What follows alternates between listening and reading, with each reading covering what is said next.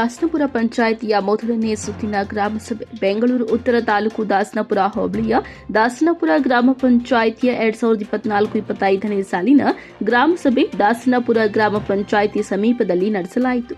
ಗ್ರಾಮ ಪಂಚಾಯಿತಿಯ ಗ್ರಾಮ ಸಭೆಯ ಅಧ್ಯಕ್ಷತೆಯನ್ನ ಮೀನಾಕ್ಷಿ ಅವರು ವಹಿಸಿದ್ದರು. ಅಧ್ಯಕ್ಷರು ಹಾಗೂ ಸರ್ವ ಸದಸ್ಯರು ಜ್ಯೋತಿ ಬೆಳಗಿಸುವ ಮೂಲಕ ಕಾರ್ಯಕ್ರಮಕ್ಕೆ ಚಾಲನೆ ನೀಡಿದ್ದಾರೆ. ಆರೋಗ್ಯ ಇಲಾಖೆ, ಆಹಾರ ಇಲಾಖೆ, ಸಮಾಜ ಕಲ್ಯಾಣ ಇಲಾಖೆ, ತೋಟಗಾರಿಕೆ ಇಲಾಖೆ, ಕೃಷಿ ಇಲಾಖೆ, ರೇಷ್ಮೆ ಇಲಾಖೆ ಸೇರಿದಂತೆ ವಿವಿಧ ಇಲಾಖೆ ಅಧಿಕಾರಿಗಳು ಗ್ರಾಮಸ್ಥರಲ್ಲಿ ಯೋಜನೆಗಳ ಬಗ್ಗೆ ತಿಳಿಸಿದ್ದಾರೆ. ಕಂದಾಯ ಇಲಾಖೆ ಸೇರಿ ಕೆಲ ಇಲಾಖೆ ಅಧಿಕಾರಿಗಳು ಗೈರಾಗಿದ್ದರು. ಇದೇ ಸಂದರ್ಭದಲ್ಲಿ ಅಧ್ಯಕ್ಷೆ ಮೀನಾಕ್ಷಿ, ಉಪಾಧ್ಯಕ್ಷೆ ಜಯಮ್ಮ, ಮಾಜಿ ಅಧ್ಯಕ್ಷೆ ಹಾಲಿ ಸದಸ್ಯರಾದ ಬಿಎಸ್ ವಿದ್ಯಾ ಜಗದೀಶ್, ಪಂಚಾಯಿತಿಯ ಸದಸ್ಯರಾದ DM Kumaraswamy, DB Balakrishna, Srikanth, DR Bharath Kumar, Ravichandra, Maregowda, Chandravathi, Munimaregowda, Geetha, Rangamma, Yashodamma, Naveen Kumar, ಸರ್ವ ಸದಸ್ಯರು ಹಾಗೂ ಪಂಚಾಯಿತಿಯ ಅಭಿವೃದ್ಧಿ ಅಧಿಕಾರಿ ಎಂ ಉಷಾ, ಕಾರ್ಯದರ್ಶಿ ಜಗದೀಶ್, ದ್ವಿತೀಯ ದರ್ಜೆ ಲೆಕ್ಕ ಸಹಾಯಕ ಎಂ ಮೂರ್ತಿ, ಕರ ವಸೂಲಿಗಾರ ರಾಜೇಶ್, ಗೋವಿಂದ ನಾಯಕ್, ಪಂಚಾಯಿತಿಯ ಸಿಬ್ಬಂದಿ ವರ್ಗದವರು ಮತ್ತು ಸ್ಥಳೀಯ ಗ್ರಾಮಸ್ಥರು ಮುಂತಾದವರು ಹಾಜರಿದ್ದರು.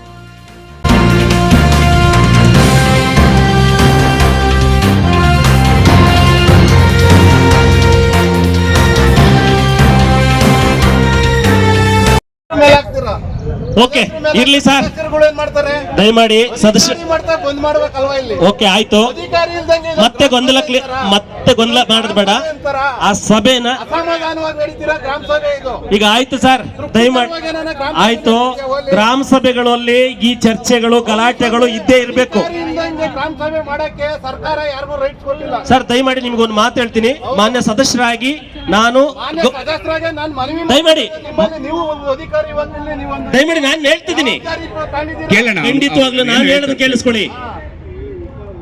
ಗ್ರಾಮ ಸಭೆಯಲ್ಲಿ ಅಹವಾಲುಗಳನ್ನು ಸ್ವೀಕಾರ ಮಾಡಿ ಅದಕ್ಕೆ ಪರಿಹಾರ ಕೊಂಡ್ಕೋಬೇಕೆ ವಿನಃ ಗಲಾಟೆ ಮಾಡಿ ಗೊಂದಲ ಮಾಡಿ ಸಭೆಯನ್ನ ಕೆಡಿಸ್ಕೊಂಡ್ರೆ ಯಾರಿಗೆ ಸಮಸ್ಯೆ ಪರಿಹಾರ ಆಗ್ತದೆ? ಕೇಳ್ತಾ ಇರೋದು ಪಕ್ಕದಲ್ಲಿರೋ ಕಂದಾಯ ಇಲಾಖೆ ಏನು ಬಂದಿಲ್ಲ, ಈಗ ಮನವಿ ಪುರಸ್ಕಾರ ಮಾಡ್ಕೊಂಡಿದ್ದಾರೆ ಅಂತಾನೆ ಅನ್ಕೊಳ್ಳಿ. ದಯವಿಟ್ಟು ಕೂತ್ಕೊಳ್ಳಿ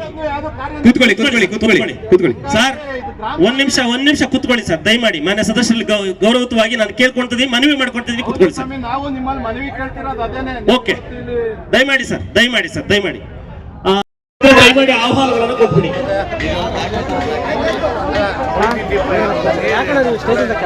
ವಾರ್ಡ್ ಸಭೆ ಮಾಡಿಲ್ಲ ಬ್ರದರ್, ನಾನು ವಾರ್ಡಾಗೆ ವಾರ್ಡ್ ಸಭೆನೇ ಮಾಡಿಲ್ಲ ಅಷ್ಟೇ. ದಯಮಾಡಿ ಗೊಂದಲ ಮಾಡಬೇಡಿ ಪ್ಲೀಸ್, ಕುತ್ಕೊಳ್ಳಿ. ಆಹ್ವಾನಗಳನ್ನು ಸ್ವೀಕಾರ ಮಾಡುವಾಗ ನಿಮಗೆ ಮೈಕ್ ಕೊಡ್ತೀವಿ, ಮಾತಾಡೋಣ ಅಂತ ಕುತ್ಕೊಳ್ಳಿ.